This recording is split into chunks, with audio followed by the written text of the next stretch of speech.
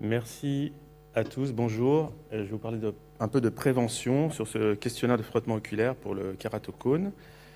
Donc les frottements oculaires et microtraumatismes oculaires répétés, qu'on peut abréger par FNMOR, c'est défini par les contraintes mécaniques directement appliquées sur le globe oculaire, le plus souvent à travers les paupières, considérées comme trop fréquentes, trop intenses et prolongées, responsables de réactions biologiques et anatomiques, on appelle ça l'ectasie, délétères pour la cornée, reconnu comme facteur de risque principal de survenue d'aggravation du kératocone.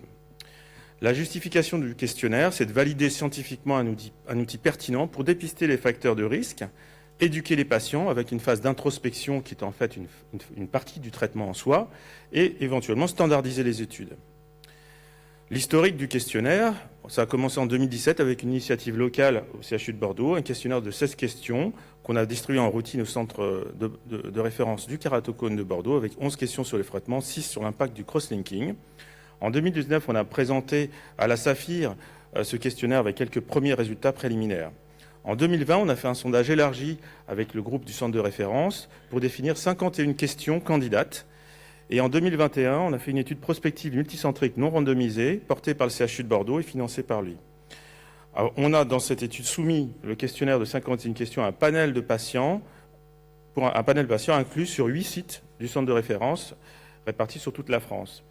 On leur a fait remplir le questionnaire 2 fois, le jour de la consultation présentielle et 15 jours en distanciel, 15 jours après. Ensuite, on a fait une analyse statistique. Les critères d'inclusion et d'exclusion, plus de 13 ans, porteurs d'un kératocone avéré, venant pour avis et primo-consultation, on a exclu d'avoir eu une chirurgie oculaire. Voilà à quoi ressemblait initialement le questionnaire, avec des questions de généralité de dépistage, les modalités de frottement, les causes de frottement, la prise en charge du kératocone et la qualité de vision et son retentissement. On a aussi évalué la qualité du questionnaire du point de vue du patient. En 2023, on a analysé les résultats de cette étude qui s'appelait QFK dans la thèse du docteur Victoria Budnikova. Et en 2024, on a constitué le questionnaire final à partir de ces résultats qui regroupe 15 questions. Donc on est parti de 245 patients recrutés, in fine, pour construire ce questionnaire. Dans les statistiques que je ne vais pas détailler, on a fait la validité du contenu, la validité du construit, la fiabilité et on a étudié la consistance interne. On a sélectionné les questions pertinentes grâce à l'analyse des données manquantes par item, à l'analyse des items non discriminants et à la corrélation entre les items. Voilà ce que ça a donné, ce questionnaire de 15 questions, que je ne vais pas détailler aujourd'hui, mais je vous donnerai un QR code pour l'avoir.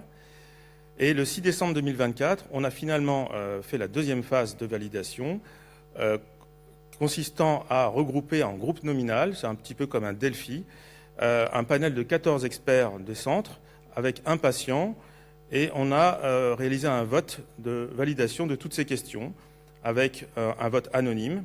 Et ce vote a permis d'une part de valider, de conserver la question ou de reformuler les questions. On a ensuite discuté les points invalidés et on a fait un test dans plusieurs centres sur quelques patients au décours de cette expérience. Ensuite, on a décidé de faire ce que je fais aujourd'hui, c'est-à-dire diffuser le questionnaire au plus grand nombre pour le partager. Et donc ce questionnaire de 15 questions FNMOR est maintenant définitif. Il ressemble à ça. Vous allez pouvoir flasher le QR code. Vous pouvez mettre votre tampon dessus en fin de questionnaire.